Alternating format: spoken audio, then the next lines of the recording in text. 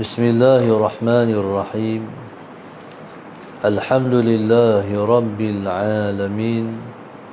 Wassalatu wassalam ala Abil Qasimil Amin wa ala alihi wa sahbihi ajma'in. Qala rabbi shrah li sadri wa yassir li amri wahlul 'uqdatam min lisani yafqahu qawli.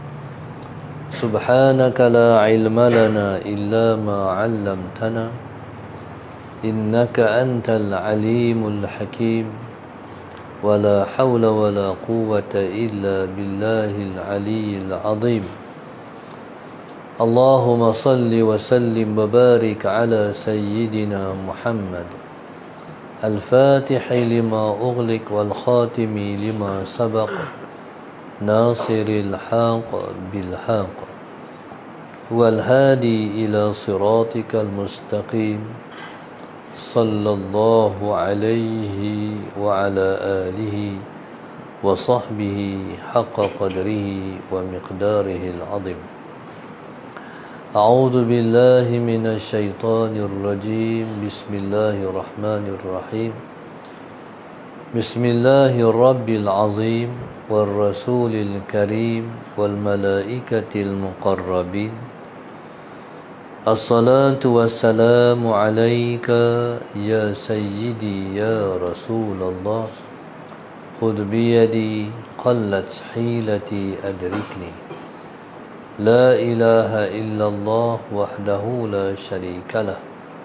Lahul mulku wa lahul hamdu wa huwa ala kulli syai'in qadir. A'udzu billahi minasy syaithanir rajim. Bismillahirrahmanirrahim. Qala al-mu'allif rahimahullahu ta'ala wa nafa'ana bi'ulumihi wa barakatihi amin. Allahumma salli ala sayyidina Muhammad. Qala wa lisanuhu lisanul farqi. Dan lidahnya ialah lidah faraq. Lidahnya ialah lidah faraq. Ini merujuk kepada golongan salihin. Golongan salihin itu lidah mereka ialah lidah faraq. Apa dia makna lisanul farqi? Jadi maksudkan dengan lisanul farqi, cakapannya ialah cakapan faraq. Allahumma salli ala sayyidina Muhammad. Lisanul farqi, Allahumma salli ala sayyidina Muhammad, ialah dengan sebab maqamul farqi. Daripada maqam faraq, maka tercetuslah lisanul faraq. Allahumma salli ala sayyidina Muhammad. Apa dia makna maqamul farq? Maqamul farqi itu apa makna dia? Makna lisanul farqi, makna maqamul farqi, maqam faraq maknanya sallallahu alaihi wasallam Muhammad, maqam seseorang masih memandang berasingan di antara wujudnya dan wujud Allah. Itu disebut dengan maqamul farqi. Maqam memandang berasingan di antara wujud diri dan wujud Allah. Allahumma salli ala sayyidina Muhammad. Maknanya, kita kata Allah wujud, kita kata kita pun wujud. Jadi orang yang Allahumma salli ala sayyidina Muhammad kata diri wujud, Allah pun wujud, itu dia panggil maqamul farqi. Sementara orang yang duduk di maqamul jam'i, duduk di maqam jama' ialah maqam memandang hanya satu wujud, iaitu hanya wujud Allah. Jadi maqamul jam'i, Allahumma salli ala sayyidina Muhammad, maqam memandang hanya satu wujud, iaitu wujud Allah. Di mana wujud diri? Wujud diri sudah hilang di dalam wujud Allah, tenggelam di dalam Allah.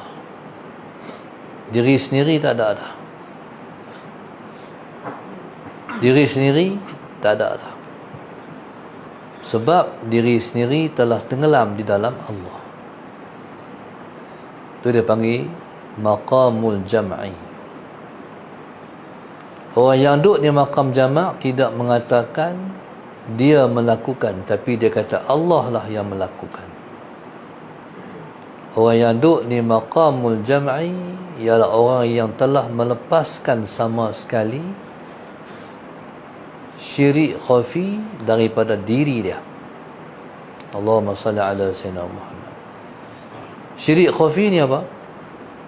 Syirik khafi ialah bila mana, Allahumma salli ala sayyidina Muhammad, seseorang itu masih kata aku. Dia bangkit qiyamul lail, dia kata dia buat qiyamul lail. Dia puasa, dia kata dia puasa. Dia baca Quran, dia kata dia baca Quran. Sedangkan semua itu tidak berlaku kalau tidak dilakukan oleh Allah. Sembahyang kita walaupun 2 rakaat, kurniaan Allah. Puasa kita, kurniaan Allah.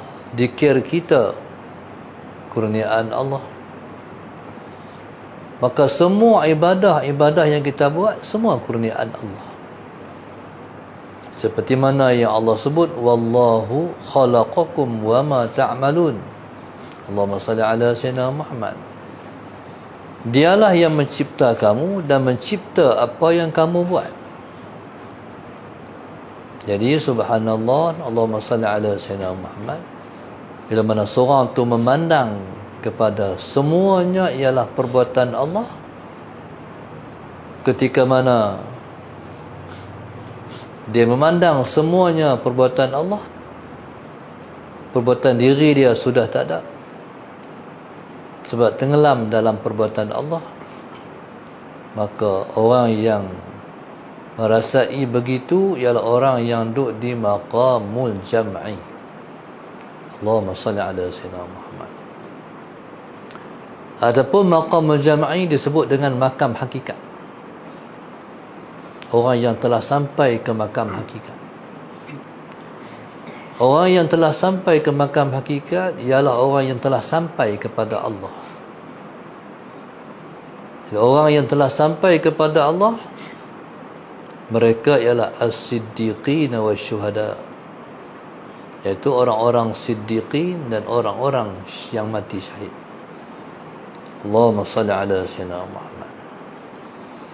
Jadi kalau seseorang itu duduk di maqamul jam'i, dia memandang semuanya ialah Allah.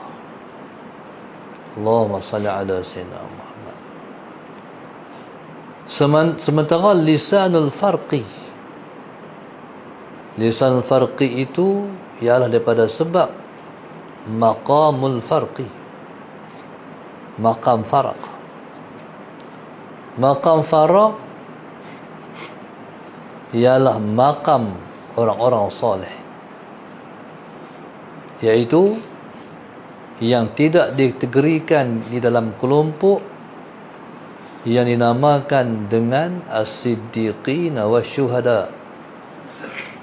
Lain daripada as-siddiqin dan juga syuhada yang duduk di maqamul jam'i, lain daripada itu ialah orang ini disebut dengan orang-orang soleh. Orang soleh kalau buat ibadat, dia kata dia buat, sekalipun ibadat yang dia buat itu ialah kurniaan Allah. Dia masih memandang berasingan di antara wujud Allah dan wujud diri. Masih kata aku. Jadi orang yang masih mengatakan aku ialah Orang yang masih mengatakan aku ketika beribadah, ialah orang itu ialah orang yang berada di maqamul farqi. Allahumma salli ala sayyidina Muhammad. Benda ni dia bukan dia boleh buat-buat nak rasa tu. Rasa itu pun kurniaan Allah. Allahumma salli ala sayyidina Muhammad. Rasa itu pun kurniaan Allah juga. Qala walamma kanas maqamus saliki ba'da taubati mutafawitatan. Dan tak kala adalah maqam salik. Salik ialah orang yang berjalan kepada Allah. Maka tak kala adalah maqam salik selepas taubat itu mutafawitatan. Mutafawitah maknanya tidak sama, berlebih kurang. Mutafawitah berlebih kurang maknanya tidak sama. Bayyana telah menerangkan ia, iaitu musannif, balik kepada maqamat. Bila mana Allahumma salli ala sayyidina Muhammad, maqam salik selepas taubat. Selepas taubat maknanya selepas maqam taubat. Mutafawitatan, berlebih kurang. Berlebih kurang maknanya tidak sama. Bayyanaha, maka menerangkanlah ia, dengarkan kitab, akannya, iaitu makam-makam tadi. Faqala, maka dia berkata. Faham daripada sini, setiap orang yang namanya salik iaitu orang yang berjalan pada Allah, ba'da taubah, selepas taubat, maknanya seseorang tu tidak mungkin disebut dengan salik kalau dia tidak terlebih dulu memulakan perjalanannya dengan taubat. Allahumma salli ala sayyidina Muhammad. Baik. Kalau dia masih belum bertaubat daripada segala-gala dosanya, untuk dia nak kata dia berjalan pada Allah, tak lagi. Sebab itu awal-awal maqam ialah maqam taubat. Makna apa tu? Dia kena selesai semua kesalahan-kesalahan kita, dosa-dosa kita dengan Tuhan. Bagi selesai dulu. Jadi bila mana seorang tu telah menyelesaikan antara dia dengan Tuhan, dengan makna dia bertaubat daripada semua kesalahan-kesalahan dosanya, barulah dia dikira orang yang berjalan pada Allah. Allahumma salli ala sayyidina Muhammad. Perumpamaan, seseorang itu tak dikatakan orang yang berjalan pada Allah selagi mana dia masih belum bertaubat. Ialah seperti sebuah motor, walaupun sisinya besar tapi masih terikat di tiang, mana boleh berjalan? Allahumma salli ala sayyidina Muhammad.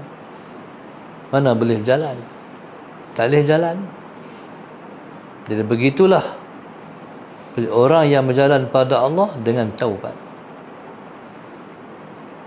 Subhanallah, sallallahu sayyidina Muhammad. Maka makam orang salik selepas taubat itu mutafawitatan, tidak sama. Bayyana, jadi musannif pun menerangkan makam itu dengan dia berkata, awalul maqamati as-sabru. Awal-awal makam ialah sabar. Awal-awal makam ialah sabar. Maka sebab itu para ulama menjadikan Sembahyang dan puasa itu ialah seperti, Allahumma salli ala Sayyidina Muhammad, dua sayap yang ada pada burung. Sembahyang dan juga puasa itu ialah seumpama dua sayap pada burung. Maksudnya masalah Sayyidina Muhammad, kalaulah tanpa dua sayap, mana burung boleh terbang? Maka sebab itu orang yang berjalan pada Allah akan menjaga dua perkara, sembahyang, puasa. Sembahyang, puasa. Allahumma salli ala Sayyidina Muhammad. Sudah tentu sembahyang itu ialah sembahyang fardu yang terutama sekali. Kemudian barulah sembahyang sunat. Kadang-kadang ada orang yang hanya jaga sembahyang sunat, sembahyang fardu tak jaga. Sembahyang fardu ni macam mana pun mesti dalam berjamaah, mesti kena berjamaah.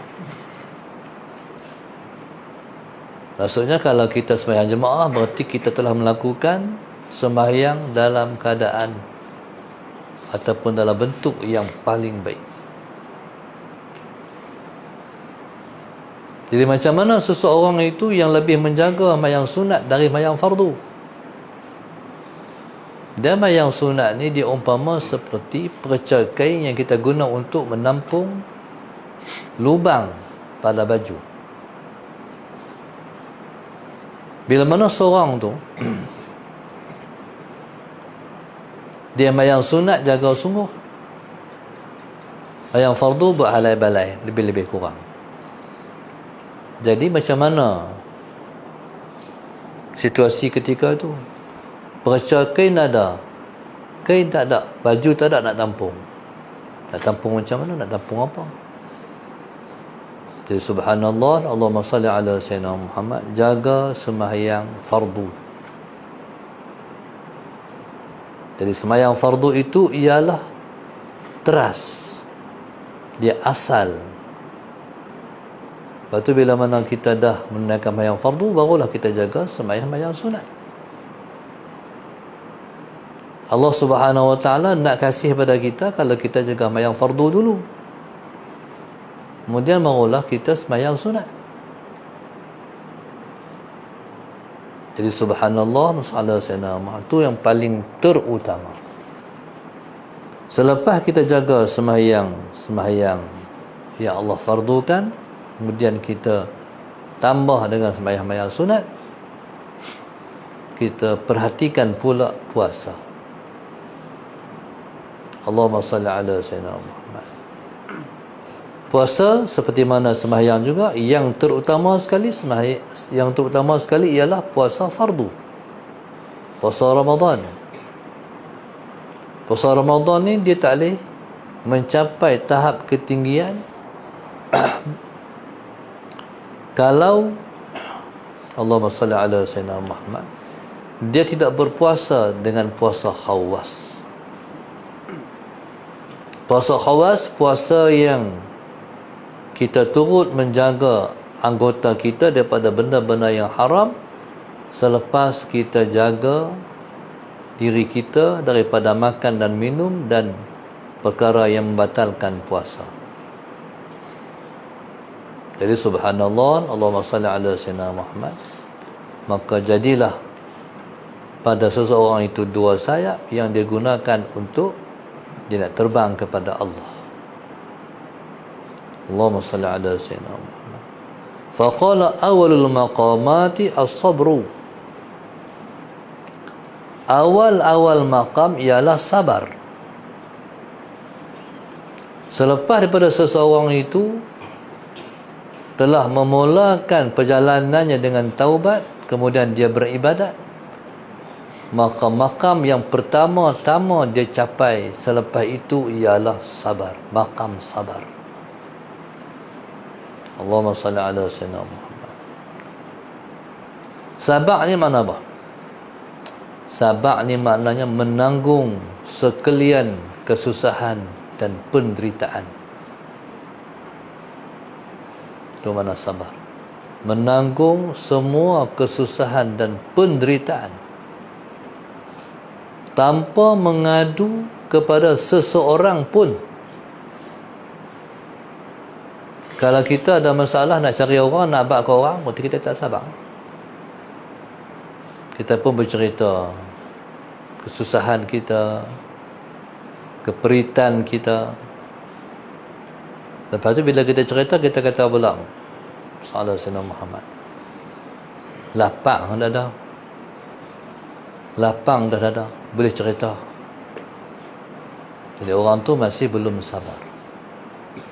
Allah Subhanahu Wa Taala mencipta semua kesusahan dan penderitaan dalam hidup kita ialah untuk mencapaikan kita ke maqam sabar. Tapi kalau tak mengaji, tak tahu. Sebab itu perjalanan ini mesti ada ilmu, mesti ada pengetahuan. Kalau tidak, Allahumma salli ala sayyidina Muhammad, kita tak sampailah kepada Allah Subhanahu wa taala. Wallahu Subhanahu wa taala alam. Allahumma salli ala sayyidina Muhammad. Penaja kita pada pagi ini, Allahumma salli ala sayyidina Muhammad.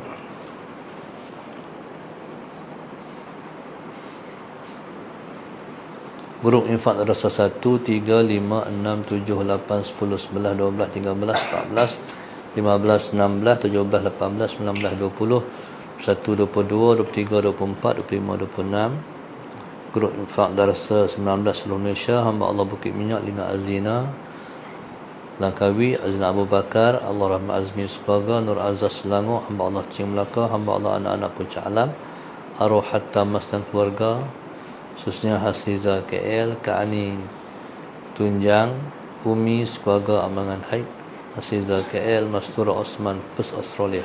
Allah kabul semua hajat mereka, amin. Allah mudahkan mereka mendekati dia, dekat mereka dan kita semua kepada Allah, dijauhkan daripada malapetaka, diselamatkan iman dan agama kita, dijadikan kita sebaik-baik hamba dia, amin ya rabbal alamin. ربنا ظلمنا أنفسنا وإن لم تغفر لنا وترحمنا لنكونن من الخاسرين ربنا آتنا في الدنيا حسنة وفي الآخرة حسنة وقنا عذاب النار صلى الله عليه وسلم الحمد لله رب العالمين سبحانك اللهم أستغفرك وأتوب إليك بسم الله الرحمن الرحيم والعصر تواصل بالحق.